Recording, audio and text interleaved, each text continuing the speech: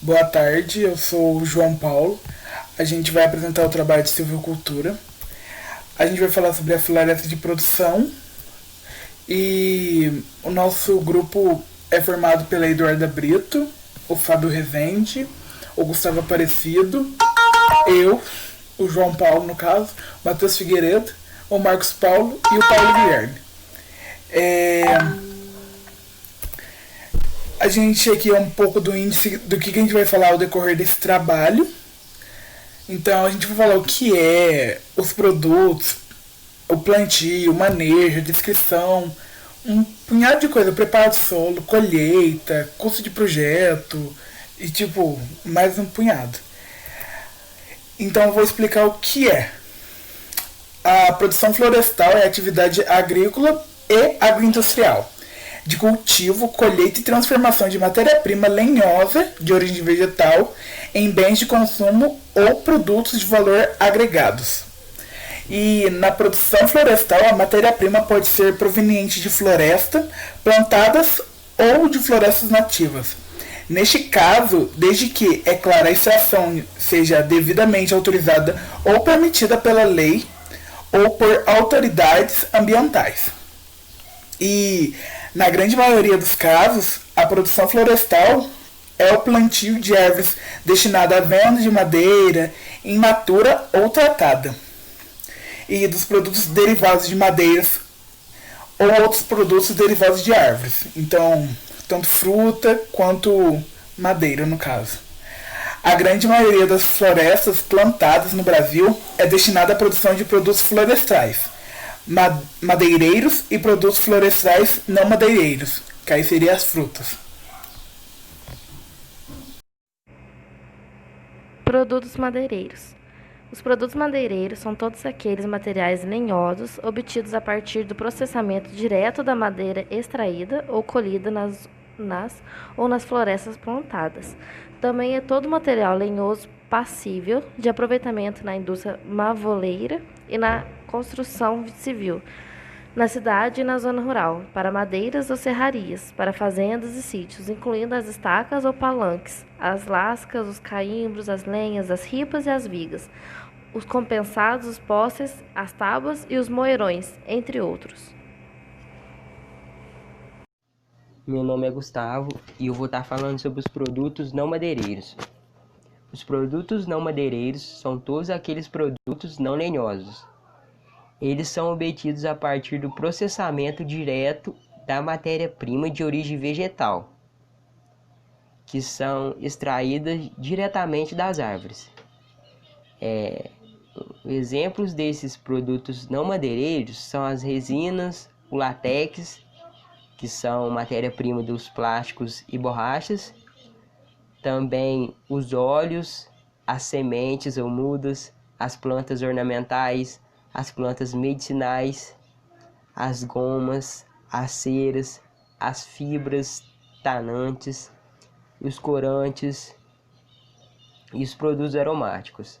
Isso tudo são exemplos de produtos extraídos diretamente das árvores, ou seja, são exemplos de produtos não madeireiros.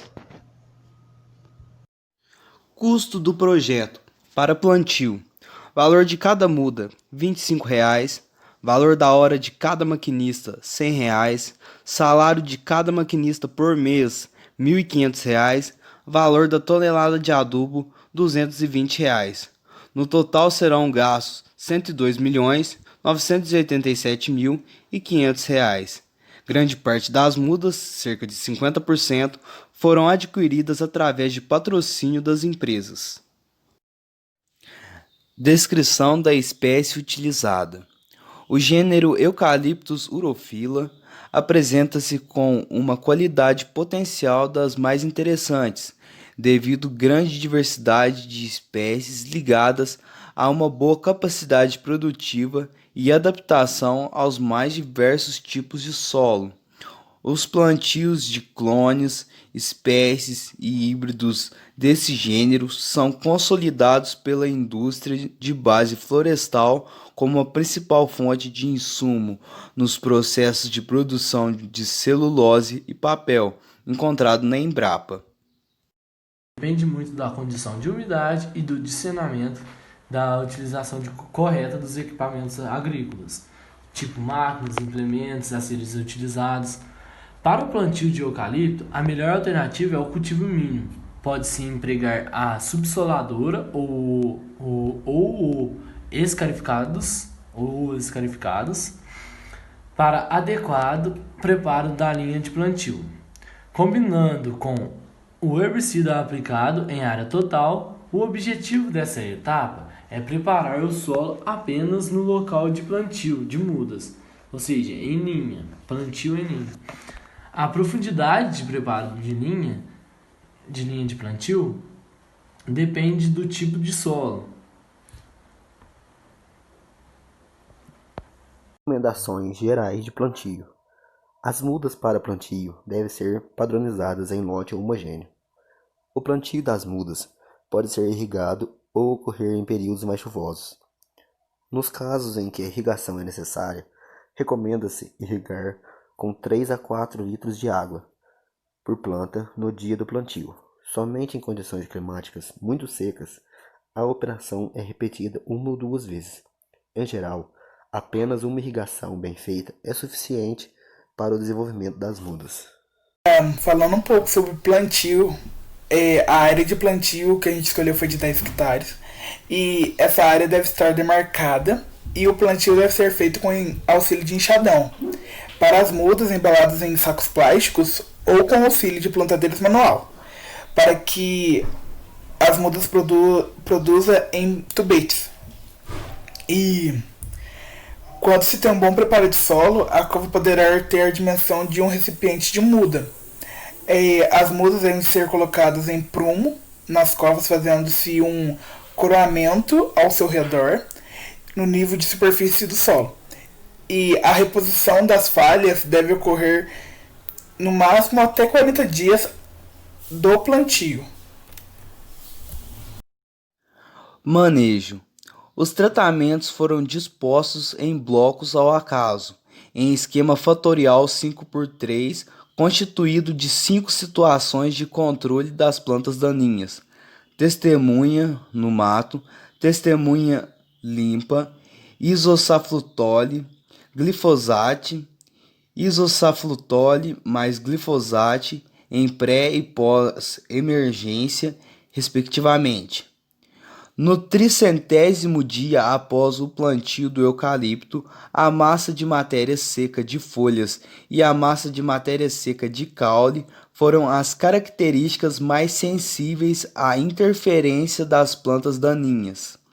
Quando em convivência com essas plantas, as doses de adubação de cobertura não promoveram grandes alterações nas variáveis supracitadas, indicando a competição da cultura com as plantas daninhas pelo recurso oferecido. Já nos tratamentos que ficaram livres da convivência com as plantas daninhas por todo o período avaliado, testemunha limpa, ou por grande parte dele, isosaflutole mais glifosate, a maior dose de adubação de cobertura foi responsável pelos maiores valores de massa de matéria seca de folhas e caule. Pode-se indicar uma adubação baseada na exigência da cultura: 250 a 300 kg de superfosfato triplo por hectare, distribuídos na linha de plantio durante o preparo de solo ou imediatamente após o plantio. O controle da formiga cortadeira se efetiva e é de qualidade, quando o combate é realizado antes do plantio. Colheita. Quando o plantio se destina à produção de celulose, a colheita é realizada em torno de 7 anos de idade. Porém, em plantios destinados à produção de madeira serrada, a colheita é realizada mais tardiamente, quando as árvores atingem a idade de 13 a 14 anos. Em plantios menores, pode ser realizada com motosserra, porém, em áreas maiores de empresas do ramo florestal, a colheita é realizada de forma mecanizada, com um maquinário específico. Após o corte, a cepa poderá ser reaproveitada pela rebrotarão, num sistema de condução conhecido como talhada. O sistema de talhada pode ser adotado para clones com alta capacidade de brotação, porém proporciona menor rendimento de madeira no segundo ciclo.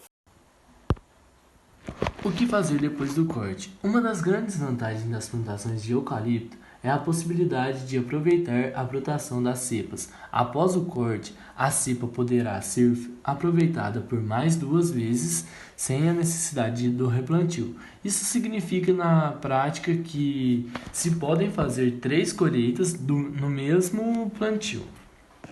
No entanto, o aproveitamento das brotações deve seguir algumas regras básicas.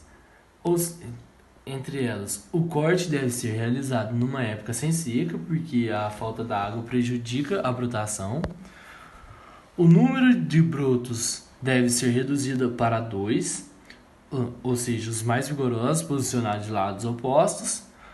A seleção deve ser feita no máximo de até após 1 ano de colheita.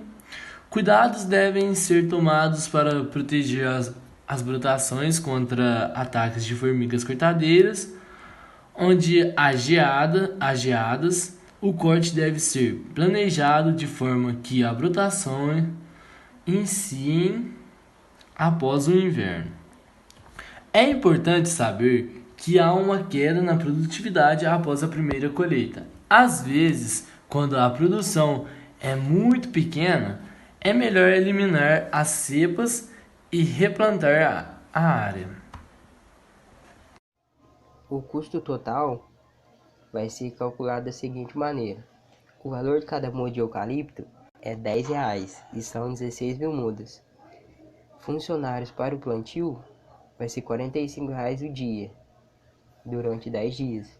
Funcionário para adubação pós-plantio vai ser R$45 o dia, durante 10 dias também. O adubo de cobertura, que vai ser o superfosfato triplo, é R$240 a tonelada e vai gastar 3 toneladas. O adubo por ano vai ser R$5.000 durante 7 anos. E trabalhadores fixos pós-plantio vai ser R$1.200 por mês durante os 7 anos. E vai ser usar 3 trabalhadores. Então, somando tudo, vai dar R$501.720 do custo total.